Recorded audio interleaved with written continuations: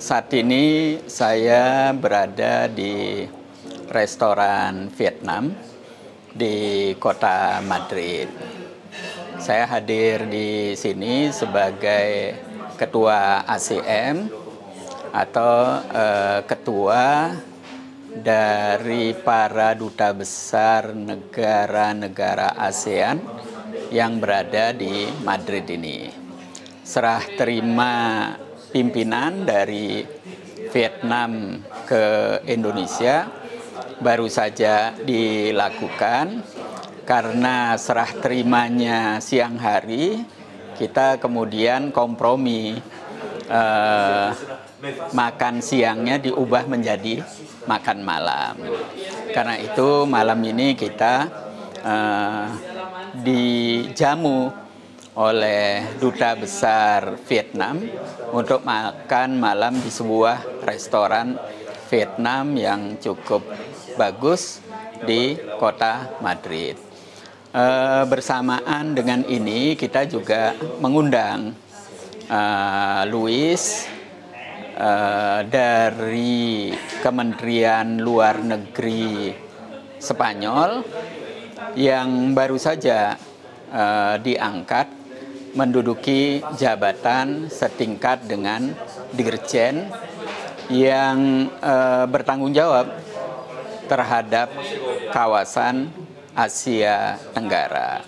Karena itu para dubes ASEAN semuanya berkumpul di sini untuk bertukar pikiran, bertukar data, tapi juga bertukar informasi. Banyak yang menarik kalau kita bicara tentang ASEAN.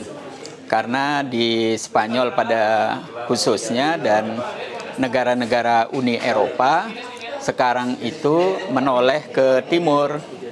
Selain mereka melihat Cina sebagai negara yang secara ekonomi tumbuh luar biasa, kemudian juga Jepang dan Korea Selatan, kawasan ASEAN itu menjadi perhatian mereka.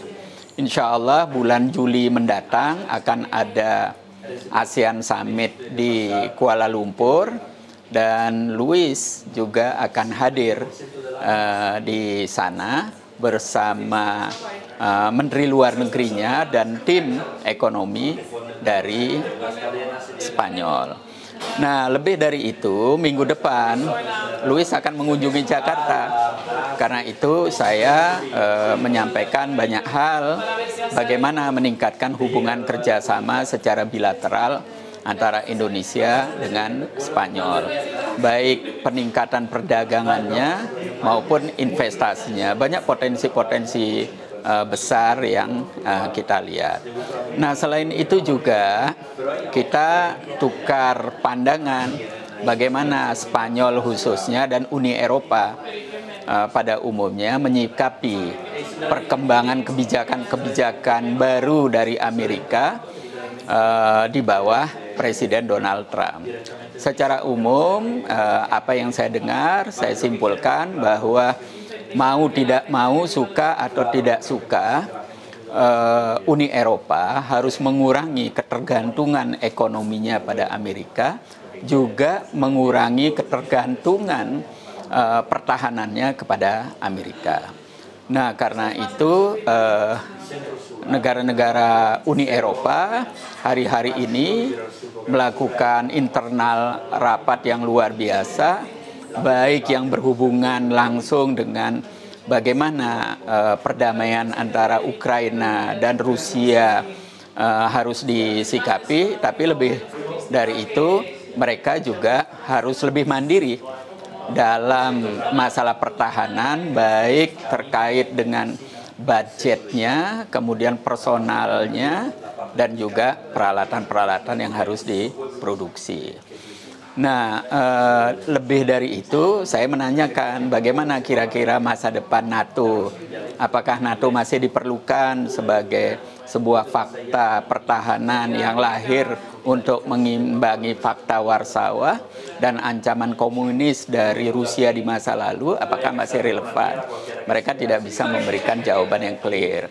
Karena semua ini harus dibicarakan kembali dengan negara-negara Uni Eropa.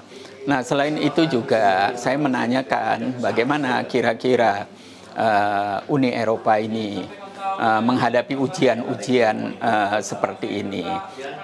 Beliau secara diplomatis mengatakan salah satu jalan keluarnya meningkatkan hubungan kerjasama dengan negara-negara di Asia. Dengan situasi ini, mereka akan lebih leluasa, lebih terbuka, karena tidak harus mempertimbangkan secara serius apa yang selama ini membatasi gerak mereka dari kebijakan-kebijakan baik terkait ekonomi, politik maupun pertahanan dari Amerika. Nah, disinilah opportunity yang sangat besar. Saya harapkan pemerintah Indonesia di Jakarta, begitu juga negara-negara ASEAN, itu akan membuka pintu lebar-lebar dan melihat bagaimana peluang bukan saja dari Spanyol sebagai salah satu negara penting di Uni Eropa, tapi juga negara-negara Eropa lainnya yang berusaha untuk memasuki new normal, istilah saya, di mana ketergantungan kepada Amerika baik secara politik, ekonomi maupun militer, suka atau tidak suka, akan semakin berkurang. Dan pada saat yang bersamaan mereka lebih leluasa membangun kerjasama dengan negara-negara di Asia. Mohon doa dan dukungannya.